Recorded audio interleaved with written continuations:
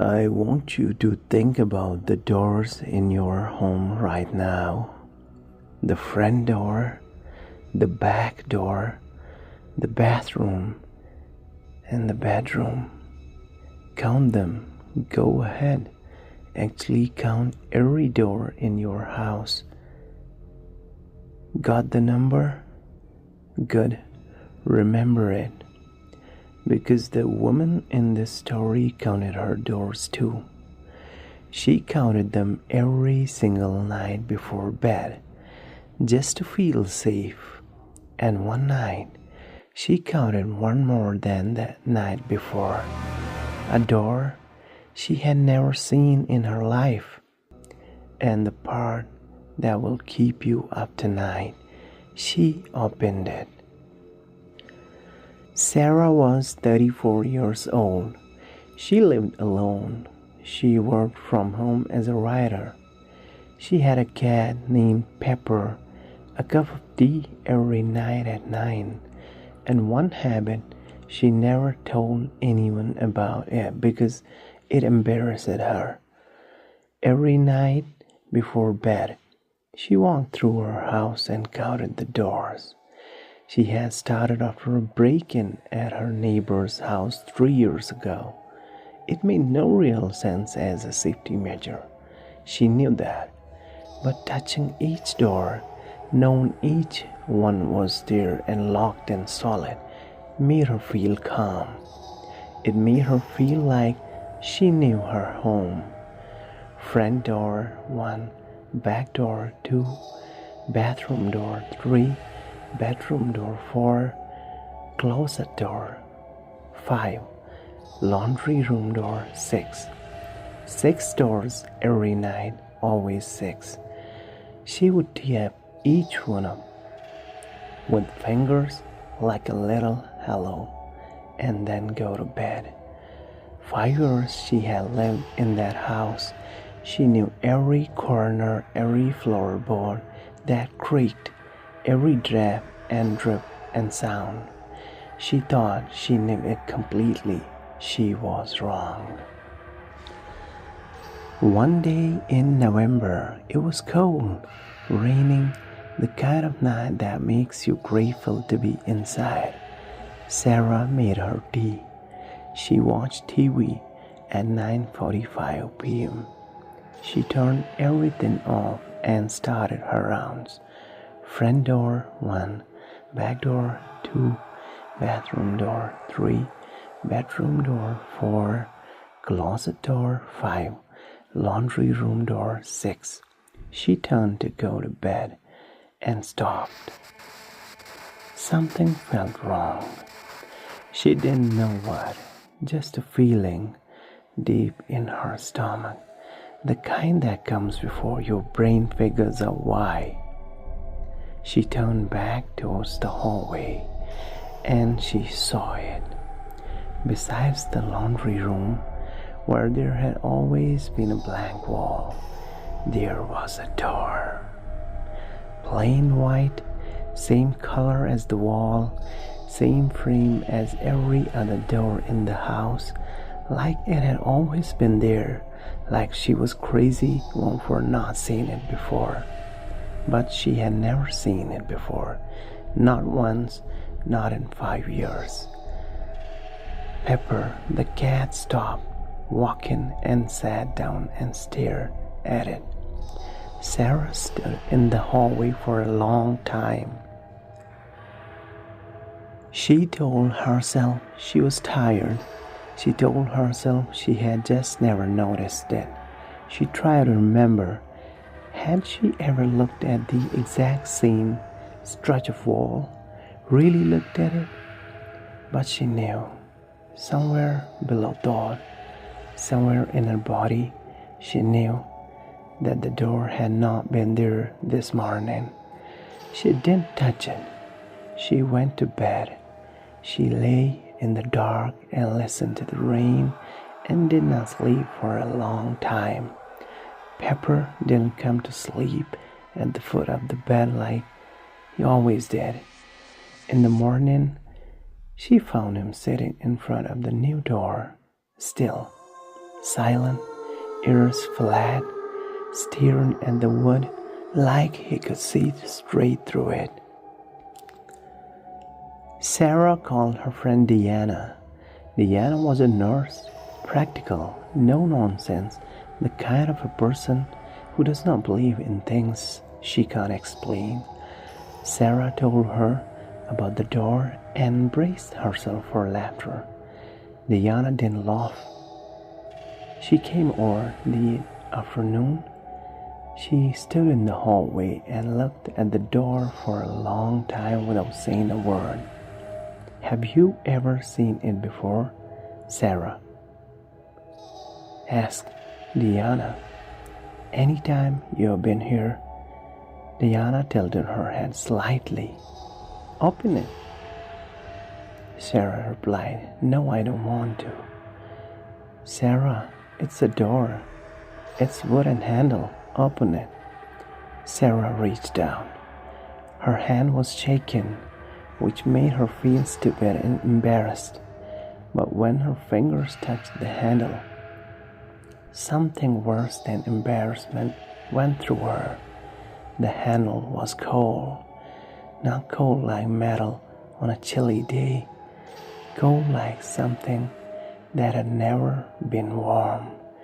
Not today, not ever, not once in its entire existence. She turned it, locked. She laughed. She couldn't help it. A short, sharp burst of pure relief.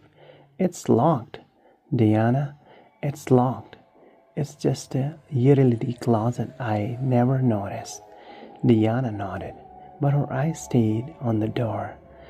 "Call a locksmith," she said quietly. "Open it.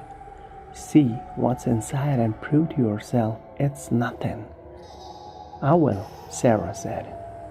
She didn't, because that night, lying in bed at 2 a.m., she heard something from the other side of the door. Soft, faint breathing. She told herself it was the pipes. Old houses breathe. Everyone knows that. Pipes cool and pop and moan, and sometimes, yes, they sound like there is someone in the walls. It's just physics, just old metal and wood settling into the cold. She told herself this every night for 5 nights. On the 6th night, the breathing changed. It wasn't slow and even anymore. It was fast, excited, like something that had been completely silent, still for a very long time, and had finally decided to move. Sarah sat up, turned on the lamp, and called Diana. "There's something behind the door." Diana said, "I'm coming over." Diana arrived in 20 minutes, still in her hospital scrubs. They stood together in the hallway and listened. "Silence. It stops when I'm not alone," Sarah whispered. Diana said, "You are scaring yourself in an empty house at 2 in the morning." But her voice was gentle, not mocking. "We need to open it." Diana had a small lockpick kit, a face from her 20s. She had never quite grown out yet. She crouched in front of the door and worked the lock. 4 minutes, a soft click, the door swung open on its own. Behind it, a staircase going down. One thing was quite scary. Sarah had the home inspection reports.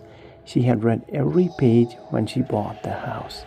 No basement, single floor construction, concrete slab foundation, no basement, no subfloor space, no underground anything. But there was a staircase going down in the darkness. Wooden steps, old and bare, not old like needs a fresh coat of paint, old like they had been here before the house was built around them, old in a way that made no sense. Diana took her phone out and shone the flashlight down. The beam lit the first few steps, and then the dark swallowed it. There was a slight noise. On the wall, there was a light switch. Old cream-colored plastic, the kind from the 1970s. Diana flipped it. A bulb clicked on somewhere below, weak yellow, the color of old bone. Now they could see 15 steps at the bottom, a small room, stone walls, dark and wet looking, dirt floor. The air coming up the stair was so cold it was almost like cold water, thick, heavy, impossible. The room was empty except for the chair. One wooden chair in the center of the room, facing the stairs exactly as if whoever sat in it had been watching the steps, waiting for the door at the top to finally open. Diana went down first. Sarah followed, one hand on the stone wall, feet testing each step like it might crumble. The air at the bottom was wrong in a way Sarah couldn't explain. Her ears felt thick, the way they feel underwater. The silence was too deep, not the silence of an empty room, but the silence of a room that had not had air move through it in a very long time. Diana circled the chair. On the dirt floor beneath it, a small square of paper. She picked it up, a photograph, old, black and white, the edge soft with age. The image showed a room, a small room, stone walls, dirt floor. This room, exactly this room. In the photograph, someone was sitting in the chair. Diana tilted it towards the yellow light to see better. Her face went completely still. Whatever she saw, it took something from her expression and left it blank. "What?" Sarah asked. "What is it?" Diana turned the photograph around. In this chair, in this room, in a photograph that could be 50 years old, sat a figure. Dark clothes, head down, face hidden in the shadow. But the arm was raised, the hand was pointing up the stairs, up towards the door, up to where Sarah would have been standing, above in her hallway. In the moment she first saw the door, the figure was pointing directly at Sarah, taken before Sarah had ever opened the door, before she had ever known the door existed. They left the house right then. Sarah didn't take her keys, didn't take her coat or her phone or charger or any of Pepper's food. They went straight to Diana's apartment across the town, and Sarah sat on the couch with a blanket around her shoulders and shook quietly for an hour. She slept. In the morning, everything felt slightly less impossible. That's what daylight does. It flies the edges of terror until things feel handleable again. She went back home. She told herself it was okay.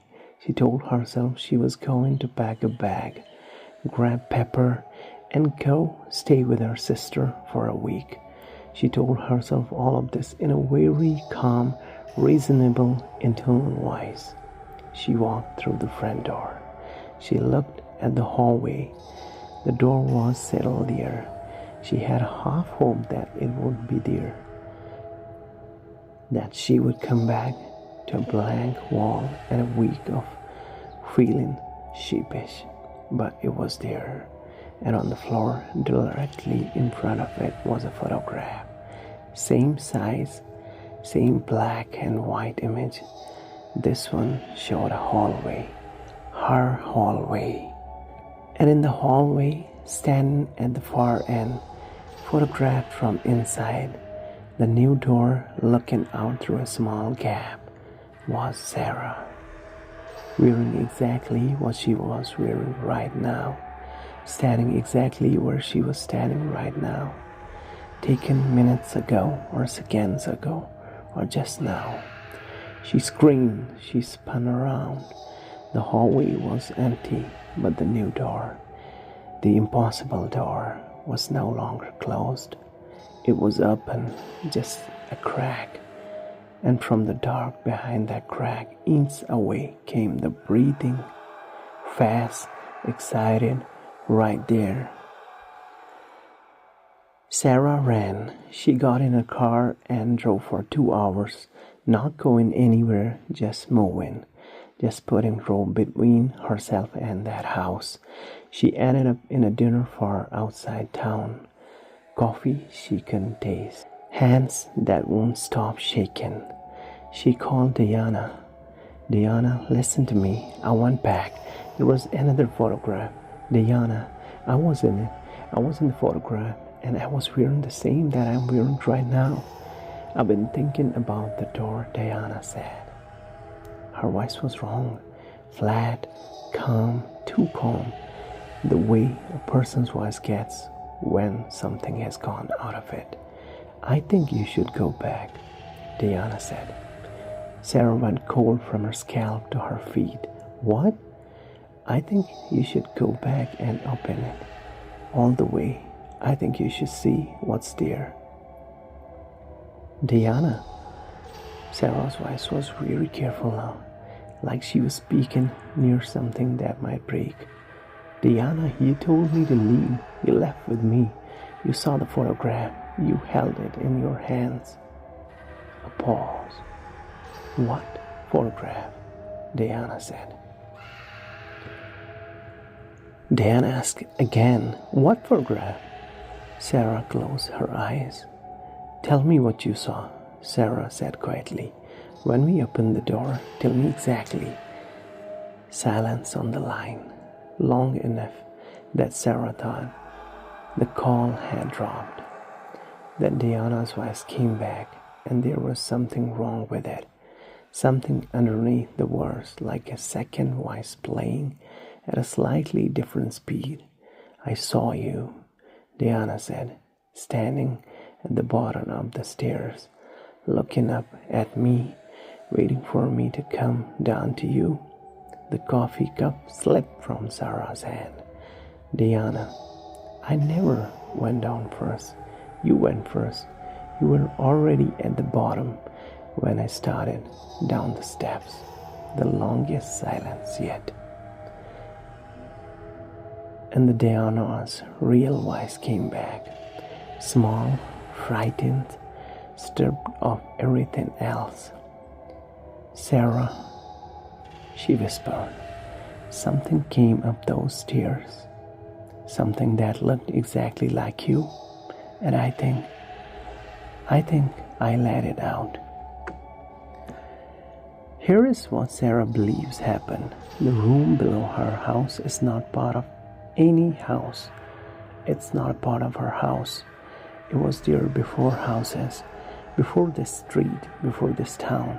It was always there, a room at the bottom of a staircase with a chair facing up, waiting. Whatever lives in that room has been there for a very long time. It's patient. It's very good at waiting. It learned over all those years of waiting in the dark how to make itself a door that looks like it belongs, a door that looks like it has always been there. When Sarah opened it, she gave it something it had been waiting for, a face. Once it has your face, it can be you. It can sound like you on the phone, move like you in a hallway, leave photographs to terrify you into running so it has the house to itself, or so it can follow. Sarah never went back to that house. She lives with her sister now. She has a new cat. She still drinks tea at 9 o'clock at night, and every night before she goes to bed, she walks through her sister's house and counts the doors.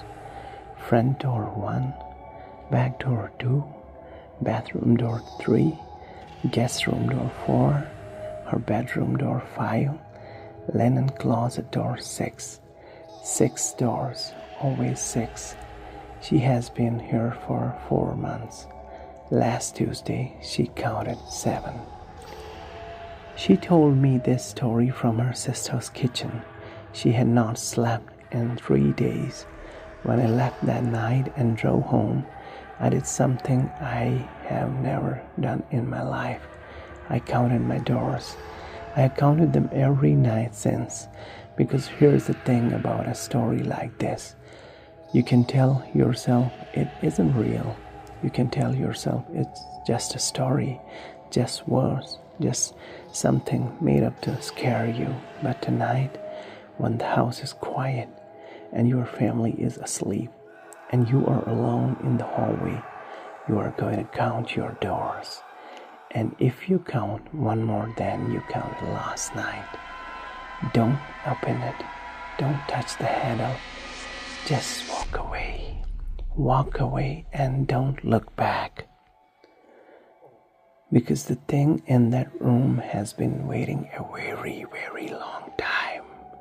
And the only thing it has ever wanted is someone to let it out.